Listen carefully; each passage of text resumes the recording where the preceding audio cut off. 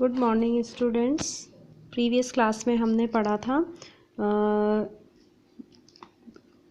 Muscles के contraction के बारे में। हमने पढ़ा था जब हम अपने आर्म्स को जब हम उठाते हैं या पुल करते हैं तो क्या होता है, मसल्स हमारी छोटी हो जाती हैं, जिसका कारण होता है कॉन्ट्रैक्शन। कॉन्ट्रैक्शन की वजह से हमारी मसल्स क्या हो जाती है, लेंथ में छोटी हो जाती हैं। तो muscles work in pairs. Muscles हमेशा पेयर्स में काम करती हैं, मतलब टू मसल्स होती हैं, दो मसल्स होती हैं और दोनों एक साथ काम करती हैं। When one of the muscles contracts it becomes shorter, stiffer and thicker. जोड़े में होती है, जब एक मसल कॉन्ट्रैक्ट होती है तो वो छोटी हो जाती है, स्टिफ हो जाती है और थिकर हो जाती है। स्टिफ मतलब थोड़ी सी कड़क हो जाती है और थोड़ी मोटी हो जाती है। And the bone is pulled in that direction. और बोन, वो जो हड्डी होती है, वो उसी डायरेक्शन में पुल हो जाती है। Where is the other muscle of the pair relaxes. जब एक बोन कॉन्ट्रैक्ट हो रही है तो एक मसल जब कॉन्ट्रैक्ट हो रही है तो जो दूसरी मसल है, जो दूसरा जोड़ा है मसल्स का, वो क्या हो जाता है, रिलैक्स हो जाता है। ठीक है, मतलब पेयर्स में काम करते हैं, जोड़ों में मसल्स काम करती है। जब एक मसल कॉन्ट्रैक्ट होती है तो दूसरी मसल क्या हो जाती है, रिलैक्स हो जाती है। A muscle can not push, it can only pull. Muscle कभी भी पुश नहीं कर सकती, ये केवल ओनली पुल ही कर सकती है। To move the bone in opposite direction, the relaxed muscle contract to pull the bone toward its original position. Bone को ऑपोजिट डायरेक्शन में मूव करने के लिए जो मसल्स होती हैं, वो जो रिलैक्स मसल होती है वो कॉन्ट्रैक्ट होती है।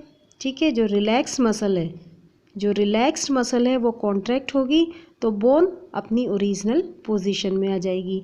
और जब ये जो रिलैक्स मसल कॉन्ट्रैक्ट होगी उस समय जो दूसरी वाली मसल है वो रिलैक्स हो जाएगी। जब ये रिलैक्स होगी तो पहली वाली मसल क्या हो जाएगी, कॉन्ट्रैक्ट हो जाएगी। Thus to move a bone to muscle have to work together. तो बोन को मूव करने के लिए दो मसल्स एक साथ काम करती है। एक मसल कॉन्ट्रैक्ट होती है तो दूसरी रिलैक्स होती है। जब दूसरी रिलैक्स कॉन्ट्रैक्ट होती है तो फर्स्ट वाली रिलैक्स हो जाती है। ठीक है, is movement of body only possible through muscles and bones. क्या बॉडी के अंदर जो मूवमेंट होता है वो सिर्फ मसल्स और बोन्स के थ्रू ही होता है?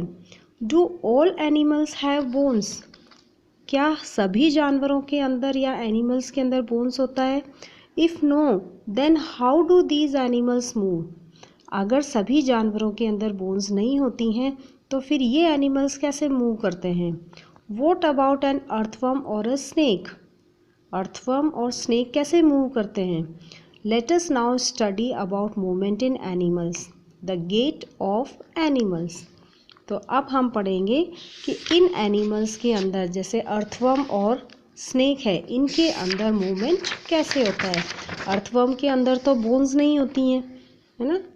अभी हमने पढ़ा कि मसल्स और बोन्स की वजह से ही मूवमेंट, बॉडी के अंदर मूवमेंट होता है। तो अर्थवर्म में तो बोन्स नहीं है, तो फिर ये कैसे मूवमेंट करते हैं। तो गेट ऑफ एनिमल्स, फर्स्ट हम पढ़ेंगे earthworm. You must have seen various earthworm creeping in the soil. Now try to gently pick one, put it on a piece of blotting or filter paper and observe its movement. हमने बहुत सारे earthworm को मिट्टी के अंदर creep करते हुए, रेंगते हुए देखा है। एक को हम उसमें से पिक करेंगे, उठाएंगे और उसको एक फिल्टर पेपर के ऊपर रख देंगे। Observe the change in movement by placing it on a slippery surface like glass plate. Filter paper क्या है, उसकी सरफेस कैसी होती है, रफ़ होती है। उसके अंदर उसकी मूवमेंट को देखेंगे। उसके बाद किसी भी एक चिकनी सरफेस, स्लिपरी मतलब चिकनी सरफेस, जैसे कि ग्लास की प्लेट है, उसके ऊपर उसको रखेंगे और उसको ऑब्जर्व करेंगे। और दोनों मूवमेंट को हम कंपेयर करेंगे।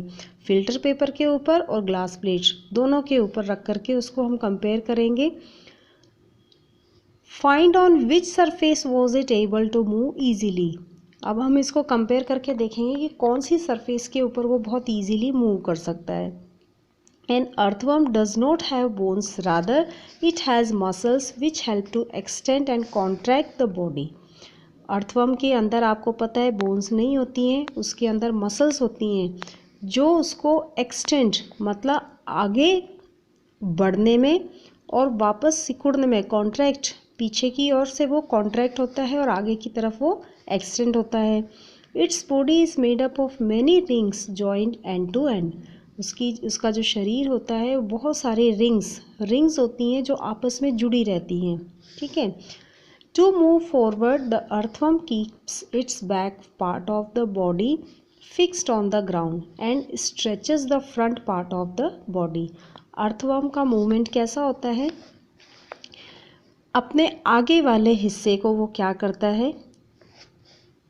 टू मूव फॉरवर्ड मतलब आगे की ओर मूव करने के लिए अर्थवर्म क्या करता है? अपना पीछे वाला जो पोर्शन होता है उसको ग्राउंड पर उस सरफेस के ऊपर फिक्स कर देता है।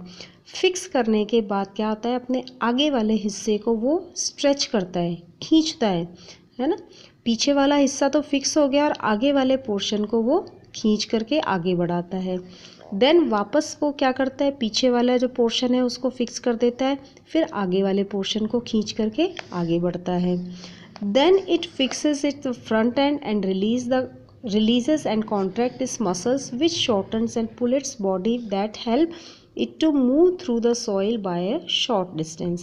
मतलब क्या करता है? पीछे वाला हिस्सा उसने फिक्स कर दिया और उसके बाद आगे वाला हिस्सा आगे बढ़ गया। देन वापस से पीछे वाला हिस्सा फिक्स कर दिया ग्राउंड पर और आगे वाला हिस्सा मूव करता है। तो इस सीक्वेंस के अंदर क्या होती है? उसकी जो मसल्स होती हैं वो कॉन्ट्रैक्ट होती है और रिलैक्स होती है। A slimy substance is secreted from its body to support the movement। अब जब ये मूव कर रहा होता है उस समय उसकी बॉडी के से अंदर से एक लिसलिस स्लाइमी मतलब एक चिपचिपा सब्सटेंस भी सिक्रीट होता है जिससे जो इसके मूवमेंट को सपोर्ट करता है, उसको मूव होने में हेल्प करता है। But ever thought what makes its body parts to stick to the ground. लेकिन उसकी body what makes its body parts to stick to the ground, लेकिन उसकी जो बॉडी होती है वो ग्राउंड से कैसे स्टिक हो जाती है, कैसे फिक्स हो जाती है? Beneath its body there are tiny hair like structure connected with the muscles known as bristles. उसकी बॉडी के अंदर क्या होते हैं? हेयर लाइक छोटे छोटे बालों के जैसा एक स्ट्रक्चर होता है जो मसल से कनेक्टेड रहते हैं। इन बालों को हम बोलते हैं bristles. These bristles help the earthworm to get a tight grip on the soil। ये जो ब्रिसल्स होते हैं वो ज़मीन में या मिट्टी के अंदर अपनी पकड़ बना लेते हैं जिससे इसका पीछे वाला जो पोर्शन होता है वो मिट्टी से अच्छे से चिपक जाता है और आगे वाला पोर्शन आगे की ओर बढ़ जाता है। फिर पीछे वाला पोर्शन उसका वो जो ब्रिसल्स होते हैं वो अच्छे से पकड़ बना लेते हैं मिट्टी में और आगे वाला पोर्शन आगे बढ़ जाता है। The earthworm feed on whatever it gets from the soil and throw away the undigested part through the body। Earthworm को मिट्टी के अंदर जो भी चीज़ें मिलती है वो सब वो खा लेता है और जो अनडाइजेस्टेड होता है, जो उसके पेट के अंदर जो पचता नहीं है, उसको वो अपनी बॉडी से बाहर निकाल देता है।